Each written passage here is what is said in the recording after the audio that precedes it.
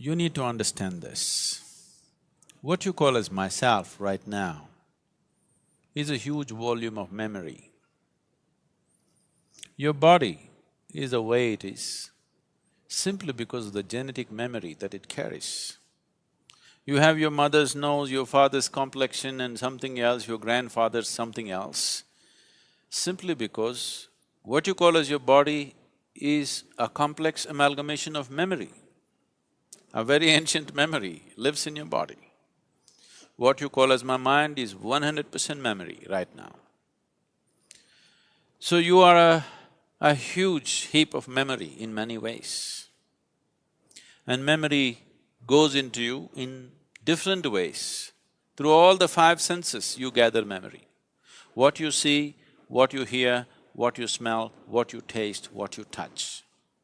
Of all these five different ways of gathering memory, what you see and what you touch are the deepest forms of memory. Especially what you touch creates a certain level of memory in the system.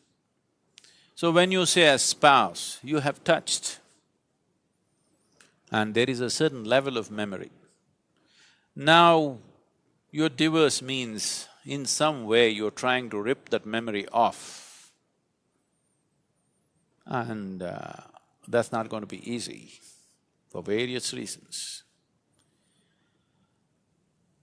But at the same time, the very fact that you're going through your divorce means you want to be finished with that memory in some way. Maybe not erase that memory, but someone who was a spouse, someone who was in many ways a part of your life, slowly, for whatever reason, you have begun to experience them as a baggage that you're unwilling to carry. So, you want to keep the baggage aside, but you find the baggage is not something that you voluntarily carry, it is something that compulsively sticks to you. So when whatever sticks to you compulsively, if you try to rip it off, there will be pain. See if you can get rid of your mother from your system. You will see it's impossible. So similarly, memory has built up about your spouse, you can't just get rid of it just like that.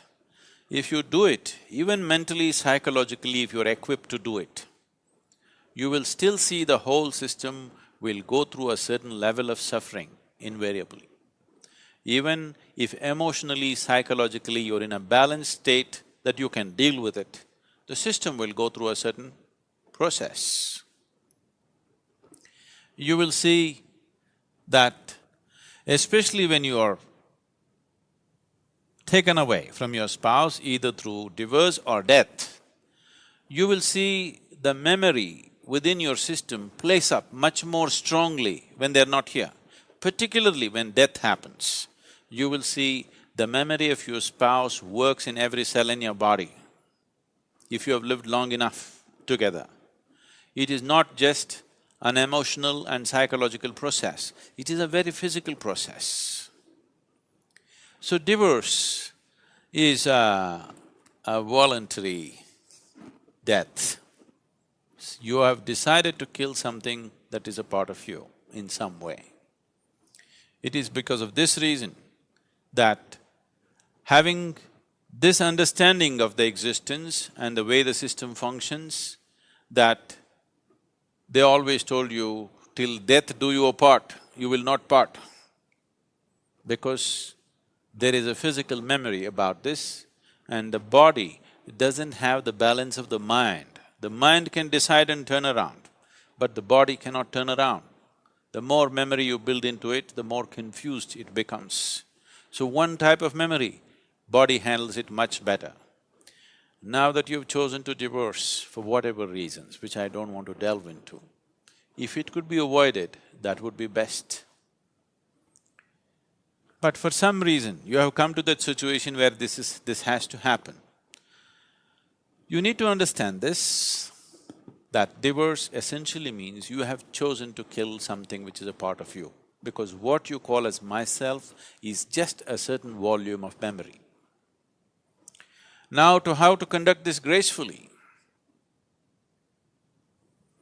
Most people think the best way to conduct a divorce is immediately jump into another relationship and another relationship of the same kind.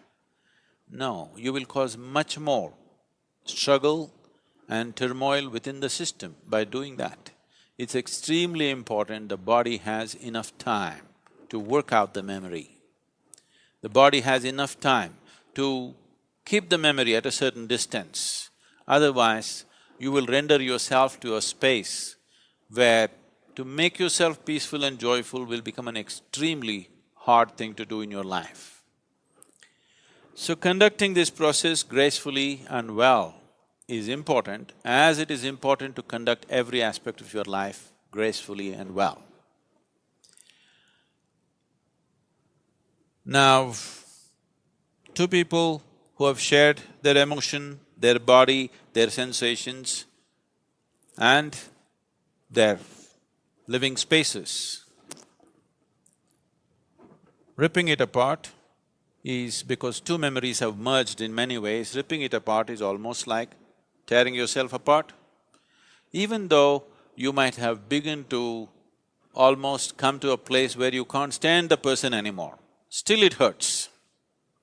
Simply because you are trying to rip out a memory which is you, because you are a bundle of memory. If one does the necessary spiritual sadhana, if one does sufficient inner work to establish these energies, which is yourself, you're only divorcing your spouse, you need not divorce yourself. But you need to understand this, you have already divorced yourself, you're quite divorced from your own self.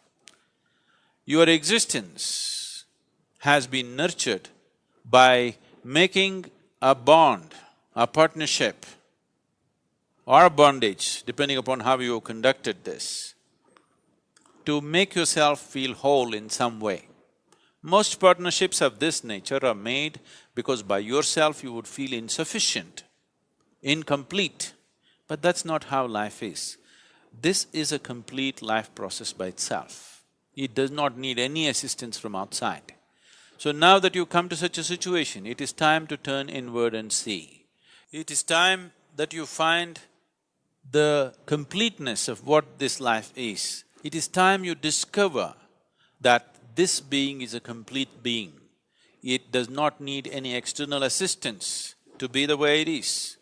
To conduct our life in a society, we may need, we are interdependent, but the fundamental existence of this, the balance of what this is, the space of what this is, the possibility of what this is a complete process by itself. Our interdependence is only according to our external requirements, but our inner existence is complete by itself. You are divorcing your spouse, which is bad enough.